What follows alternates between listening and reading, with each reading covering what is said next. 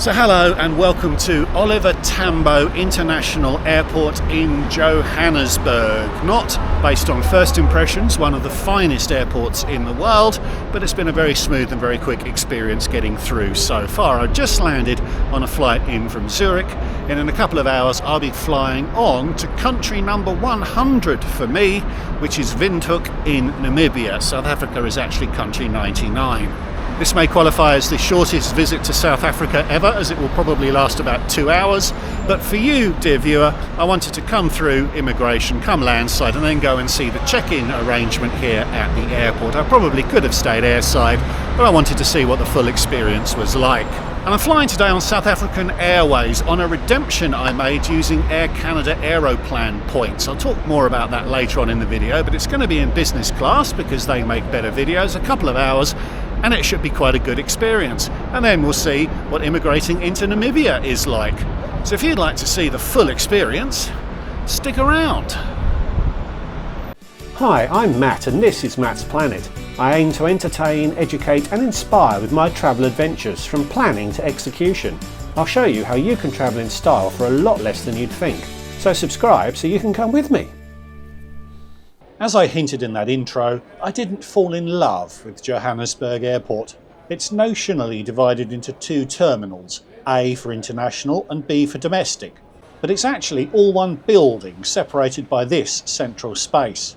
This was January the 11th, so I can just about forgive them for still having a Christmas tree up. I had some time to kill, so when I spotted signs for a viewing terrace, I couldn't resist.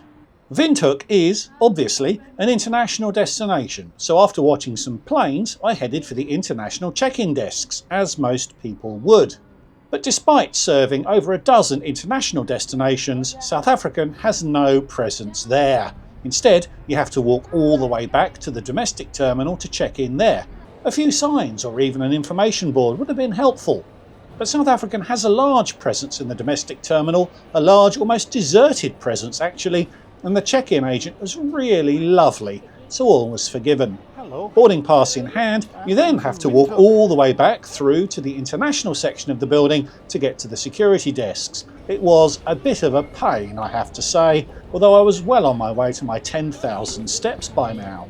If Johannesburg Airport has a priority security lane, they've not wasted money on telling anyone about it, and I've neglected to ask at check-in. But the regular lane looked quite short, although with only 2 desks open, it was really quite slow.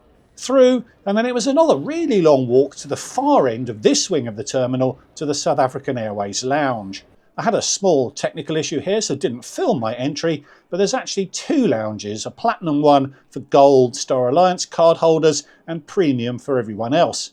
The flight from Zurich I'd just gotten off requalified me for Star Gold through Aegean, but the points hadn't yet posted, so I was invited into the premium lounge as a business class passenger. And it's a really nice lounge with some really good apron views. There were plenty of good food choices on offer, hot and cold. I'll show the bar in a moment. The space was huge, reflecting the scale of South African's past operations rather than their current scale, I'd suggest. A couple of hours passed very comfortably, and I very much enjoyed my time there. That's that manned bar, which had an okay range of beers, wines and spirits. My camera was working as I left. Through those slats is the platinum part of the lounge, which seems to be completely deserted. South African Airlines' reduced circumstances has probably had an impact on how many of its members can achieve high status, and that's the entry area to the lounge complex. Of course, our departure gate was back up the end of the terminal I'd arrived into by those passport desks, so it was another lengthy walk all the way back through the terminal to the gate, another 500 steps to the daily total. Although there's plenty of interesting and colourful local shops to detain you en route if you're so minded. Gate A2 turned out to be in a hallway, so there were no views available of the plane, which is always a bit of a shame. But boarding was soon called and a bit of a scrum formed, although I was the right side of the gates to get access to what I assumed was the premium boarding line. No one threw rotten fruit at me for queue jumping, although it was a very unstructured and relaxed boarding process, it has to be said. Ladies and gentlemen, please have passports open on the bio pages with the boarding pass in your hand as you come to the front. Thank you very much. It was interesting that the gate agent checked the boarding pass against the passport, but didn't check the passport against the passenger. Anywho, I was beeped through and headed down the gloomy and uninviting jet bridge towards our chariot, a 10-year-old Airbus A320.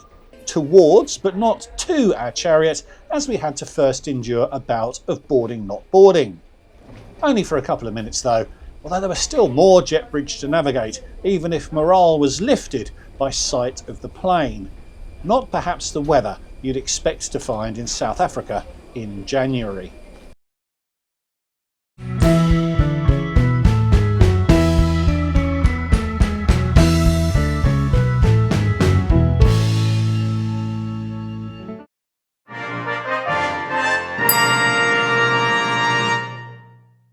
A particularly friendly welcome from the crew went onto this 6-row 2x2 business cabin. Quite a large cabin actually. Brown is always a questionable choice for an aircraft interior, I find. Seat 2A for me. I avoid row 1 when filming as I like to have my camera equipment close at hand. Good but not abundant legroom. Those green lights are USB charging points in front of me and a device holding mechanism above. Good width is available to you as you expect in seats laid out thusly. Some storage space can be found beside you. There's a few dings and dents too, plus what look like some tape holding the seats together. Seat controls and a very retro style audio system. No headphones were offered, so I'll assume it wasn't working. The tray table comes out of the other armrest eventually. It's quite a deep recline actually, I was surprised. And finally, there's overhead lights and air vents. Here, NDEF, the seat tour. It's always nice when an airline still produces an in-flight magazine, and it's even better when it includes a route map. So as we take off, let me talk a little about South African Airways. I've hinted a few times that they're not the airline they used to be. 20 or more years ago, they were a global airline with 60 or 70 aircraft serving destinations on all 6 continents. Which would explain the size of that lounge. But increased competition, mismanagement and a multitude of other challenges brought about waves of corporate restructuring, each of which reduced the workforce, the network and the fleet. Private financing was progressively replaced with government support, such that when the you-know-what was looming in 2020, enough was enough and the South African government declared the business bankrupt. It limped along until operations ceased in September of that year. Operations resumed a year later after a partial privatisation brought new investment, and the airline has slowly grown back to the scale you saw in that route map. They now service Brazil and Australia again, but they are yet to return to Europe, North America or Asia. They're still part of the Star Alliance and they still carry a great deal of goodwill at home and abroad, but there's a long way to go before they're back to anything like the airline they were in the early 2000s. As I said earlier, this was not the weather I was expecting in South Africa in January. No pre-departure beverages had been offered, but a trolley was quickly down the aisle when we levelled off and I went for a beer. I'd hoped for something South African, but the available option was Belgian.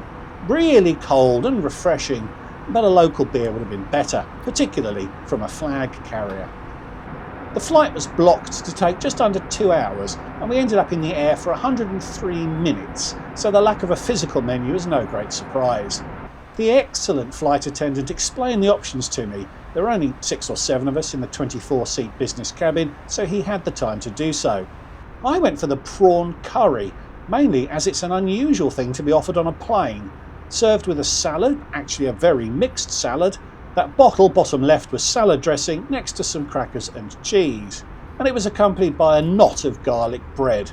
And it was all really good. I was very pleasantly surprised by the quality of the catering. I had another beer, and as the clouds started to break up outside, the view became the primary form of entertainment.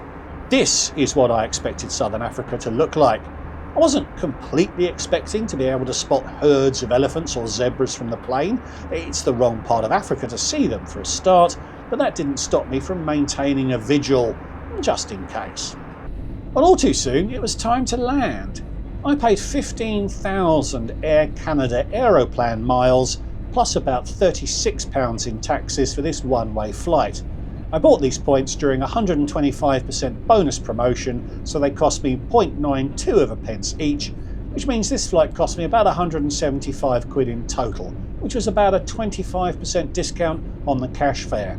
That's still a reasonable amount to pay for a 2-hour experience, so was it worth it? Well, I'd had pretty low expectations of South African Airways. I'd been following their story over the years and was anticipating the sort of basic, uninspiring experience you'd expect to get from an all but bankrupt airline. But all of the service touchpoints I experienced were really good, from the check-in agent through to the lounge attendants and especially the crew. Even the gate agents were friendly, even if the process they were overseeing was a bit slapdash. The food in that lounge was really good, as was the food on the plane.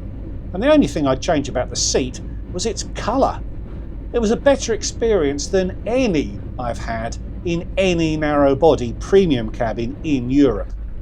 I'm always cautious about drawing broad conclusions from one flight, but I flew them again later on in this trip, and spoiler alert, they were pretty good again. So I have to conclude that South African Airways are well worth a look if you're in that part of the world. It was a beautiful evening in Windhoek. This was about 5 p.m, and that was the sort of African sky I'd expected to find this far south. Off the plane and into country number 100. It was almost exactly at this moment that my subscriber count ticked over to 20,000, so it was a pretty good day all in all. That Discover Airlines plane was in the middle of its 8-hour rest period before heading back up to Frankfurt, so we were the only active plane at the airport, and it was a very pleasant stroll across the apron to the terminal building. And I was the first to make it there, so there was no waiting. There was a cursory health checkpoint, and the passport control was quick and efficient. Visa-free access was available for British passport holders when I visited, although a visa on arrival is now required. Namibia got the hump that its citizens aren't afforded visa-free access to that many countries. Indeed, they're not given visas on arrival or even access to e-visas if visiting the UK, the EU, the US or Canada. So they've decided to make a point by introducing a £65 visa fee for entry to their country, but at least you can just pay up when you arrive. Speaking of Namibian money, their currency is interchangeable with South African rand, something I didn't know when I landed, so I was a little surprised when the Bank Windhoek's ATM gave me a fistful of rand. There's no Ubers in Windhoek and I hadn't set myself up on the local rideshare app, so I had no choice but to leave myself in the hands of the airport's taxi mafia. But they were friendly enough, and I paid 450 Namibian dollars, so 450 South African rand, for the 30-mile ride into town. That was probably a little bit more than it should have cost, but even with a foreigner premium, it was still only an £18 trip, so I can live with that. I had 48 hours in Windhoek, and I'll tell you that story in a separate video. So subscribe if you'd like to see that video, and bung me a like if you enjoyed this one. And leave me a comment. I'm particularly interested in SAA veterans who remember the airline from before the you-know-what. And if you'd like to support what I'm doing more directly, there is a Patreon account, the link to which is below. So thanks again for watching, and I'll see you all in the next one. Goodbye.